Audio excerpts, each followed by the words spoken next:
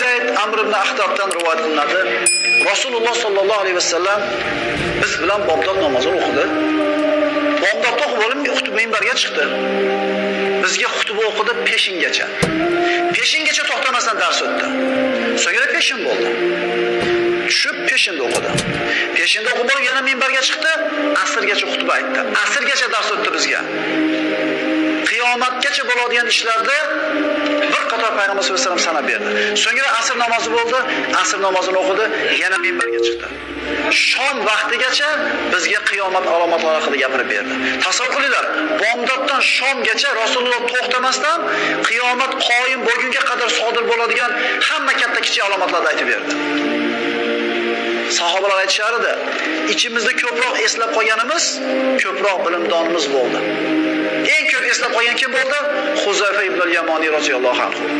U kishi payg'ambarimizning sirlarini egasi edi. Rasululloh sollallohu alayhi vasallamning kotiblaridan edi.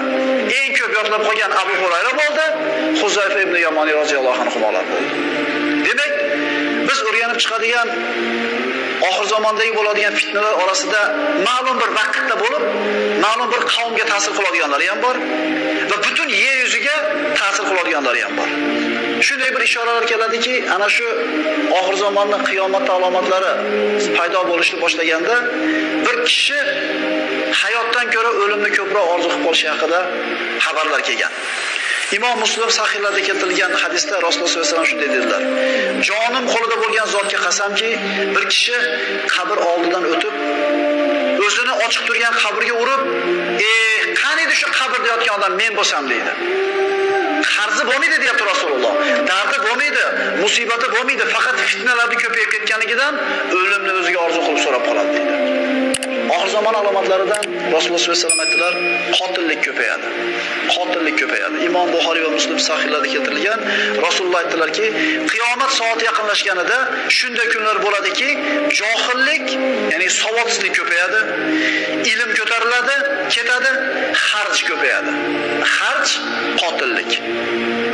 Qotillik shu darajada ko'p bo'ladiki, urushlarda sababli, besabab urushlarda ko'p bo'lganligidan erkaklarning soni nihoyatda ozayib, ayollarning soni ko'payib ketadi. Rasululloh Buxoriy va Muslim keltirgan hadisda aytadilar, ilmni ko'tarilishi, johillikni ko'payishi, zinoni ko'payishi, aroqxo'rlikni ko'payishi, erkaklar ozayib, 50 ayolga bir erkak qolishligi qiyomatning alomatlaridan. Qarab turinglar. Ilm obod emas oramizda. Bu ilmsizlik kundan kunga kuchayib boryapti. Kundan kunga savodsizlashib boryapmiz. E'tibor beringlar. Johillik ko'payyapti. Zino ko'payyapti. Zinoning turi bilmadim men qanaqa turi bo'lishi mumkin. Televizorda ham bor, radioda ham bor, kiyimda ham bor, so'zimizda ham bor, kiyimimizda ham, hamma yo'g'imizda bor. Hattoki oshkora zinoga ana shu reklamalar turibdi. Tanishaman va hokazolar. Ko'ryapsizlar shu narsalarni.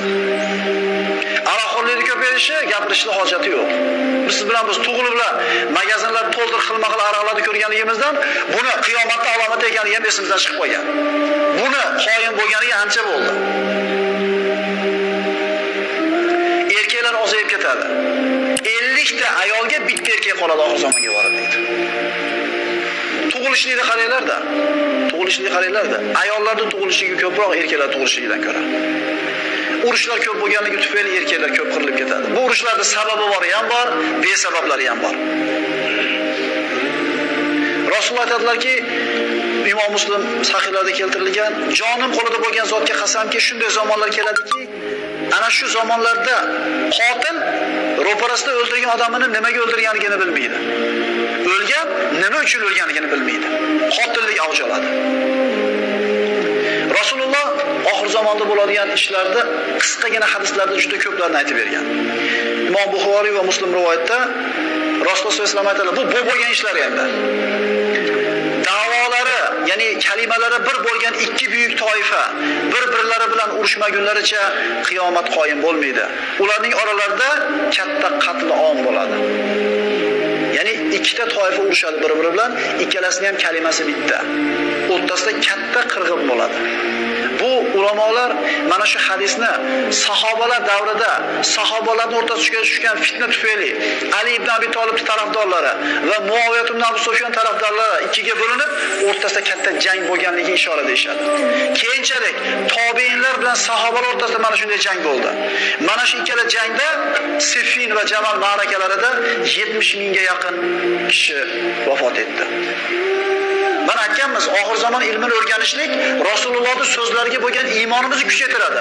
Chunki Rasululloh aytgan ishlarda ba'zilarini bo'lganligini ko'rganingizdan keyin hali bo'lmagan ba'zi aytgan alomatlariga ishonchimiz ziyoda bo'ladimi? Mana oxirat ilmini o'rganishlikning foydalaridan. Rasululloh kelajakda bo'ladigan ishlardan aytib bergan edi.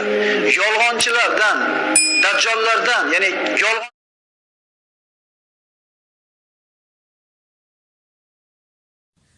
La ilahe illallah Muhammadan Rasulullah Xudoyakka yagona barhaq است. Men yeryüzida Allah tomonidan yuborilgan Allohning elchisi bo'laman. Yeryüzida odamlarni bilib, bilmasdan qilgan gunohlari uchun Allah tomonidan yuborilgan bu vabo kasal bo'ladi. Bu vabo kasalni olinishi ham menga buyurilgan. Xitoyda o'lim maskani bor. Bu ölüm maskani yeryüzida eng og'ir joy bo'lib, unda hatto behuda odamlar kirishi man etiladi. Agarki men shu o'lim maskaniga kirib chiqsamgina bu kasalliklar olinadi. Aks holda bu kasalliklar yer yuziga davom etaveradi. Allah tomonidan buyurilgan Shavkat Mir Amanovich bilan uchrashish buyurilgan. Agar u zot bilan qancha tez uchrashsak, savol javoblar bo'lsa, shuncha bu kasalliklar olinadi. Aks holda bu kasalliklar davom etaveradi.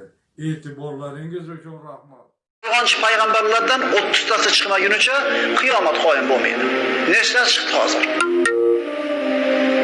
Savol tug'iladi. Ha, unaqalar ko'p bo'ldi-yu. Nimaga endi payg'ambarimiz 30 ta deyapti desa, mufassirlar javob beradiki, unaqa ozgina odam erchitib, men payg'ambarman deb chiqqanlari ko'p bo'lgan.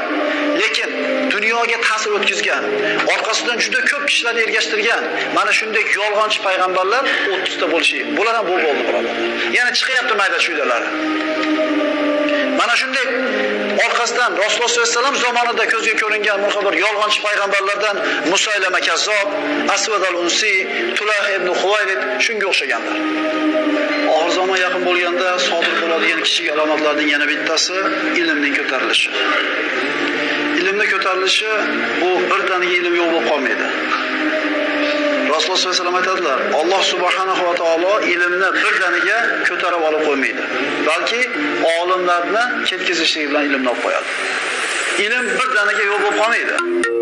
Kitoblar turadi, kitoblar tashradi, terilib turadi, ma'lumot nihoyatda ko'p bo'ladi, lekin xalq mana shu ilmni o'rganishlikka iqbol qilmay qo'yadi. O'rganishga harakat qilmay qo'yadi. Hozirgi kunda insof qilib aytadigan bo'lsak, mana shu o'tirgan yoshlarning necha foizi o'tgan oyda nechta kitob tugatdi? O'tgan oyda demaylik, o'tgan yilda aytaylik. Shu savolni beraylik o'zimizga. Biz televizorda ko'rib, radioda eshitib turib, ba'zi bir ilmiy ko'rsatuvlarda ko'rib bir ma'lumotimiz oshirayotgan bo'lyapmiz, lekin hech qachon kitob o'qigan bilan barobar bo'lmaydi bu narsa. Alloh rahmat qilgan kishilargina kitob o'qiydi. Mana shu siz bilan biz oramizdan ilm ko'tarilib ketayotganligini belgisi. Kitob o'qib, bir narsani o'rganishning o'rniga bitta telefon qilib palonchi qorakadan so'rab olamiz, bitta xat yozib domladan eshitib olamiz, bo'ldi. Shu bilan haligi ilmga ega bo'lgan bo'ldi. Hech kim qiziqib o'zi kitob olib o'qimaydi. Mana shu qiyomatda oxir zamonning mayda alomatlaridan deyiladi. Ya'ni ilm birdaniga kitoblarda yo'q bo'lib ketishiga bilan yo'q bo'lib olib ketmaydi, balki kishilarni ilmga iqbol qilmay qo'yganligi tufayli tortadi.